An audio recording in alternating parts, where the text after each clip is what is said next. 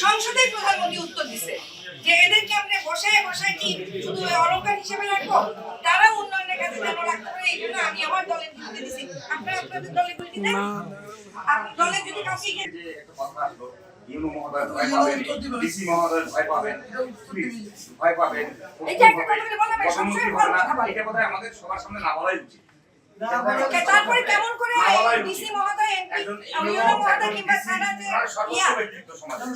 তারা কিভাবে ভুলটা তখনই হচ্ছে, এই জন্য কোশ্চেন ভুলটা তো ওনারাই করছে। তো ওনাকে ওনারা তো করতে পারে না।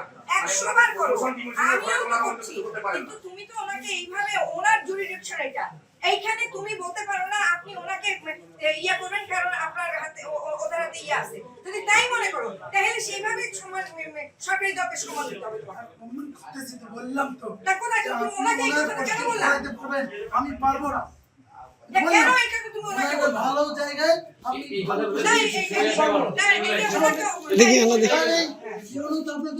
সেটাই ভাবতে আমি তো বলি নাই যে কেন বলছো? ফলটা দেখেন উনি আমাদেরটা দিতে কিছু 486টা উপজেলায় তো অফিস হচ্ছে হয়ে গেছে। তো সব থেকে নিয়ে আসো না তুমি কই তোমার নিজের ইয়াতেই আছে কিনা বললাম 486টা উপজেলায় পরিদর্শন কক্ষ হয়ে গেছে, ইউনোরা মেনটেন করেছে সব। তো সেইখানেতে দেখেন, সেইখানে যদি দুইজনের নাম থাকে আমার কি আপত্তি? আমার কোনো ঠেকা, আমার কি বাপের জমিদারি? আমি যে কথাটা বলতে চাচ্ছি আমাদের ওই জল টাকাটা তো আলাদা, জল টাকাটা একটু বুঝবেন। আমি জল টাকার কথা বলি না, আমি বলছি এটা একটা 186টার মধ্যে পড়ে না। জল টাকার কথা বাদ দাও, এইটার সমাধান একটাই, এটা ভোট দিয়ে এমপি করতে আমাদের সম্মানিত এমপি হয়, এরাই পার্লামেন্টে যাবে, এরাই ল মেকার, এরা ওই ফাইনাল করবে।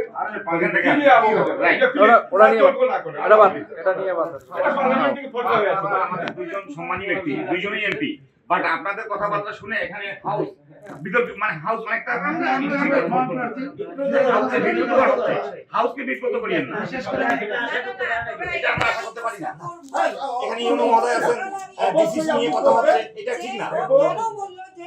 এবং আমার মনে হয় এটা নির্দেশনা একটা হওয়া উচিত।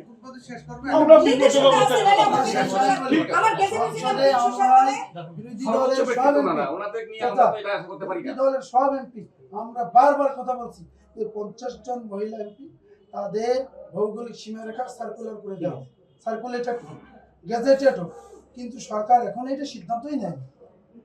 হয়তো বা নেবে।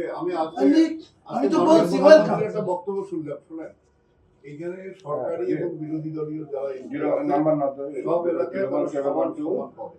সেটা তো ঠিকই আছে, প্রধানমন্ত্রী এই আজকেও বোধহয় কোথায় বক্তৃতা এমপিদের পয়সাটার কোনো ঘাটতি নাই, কিন্তু যেহেতু আপনি বলছেন যে ইলেক্টেড এমপি মানে স্যার মানে এইখানকার সীমানা হয়ে গেল, জমিদার হয়ে গেল। সেও ইলেক্টেড এমপি। আমি তো বললাম যে আপনাদের দ্বারা বলছি বলছি যে ভৌগোলিক মানে এই যে একটা অ্যাটিটিউড যে আমি এখানকার ইলেক্টেড এমপি মানে আমি এখানকার রাজা বাদশা হয়ে গেলাম, জমিদার হয়ে গেলাম।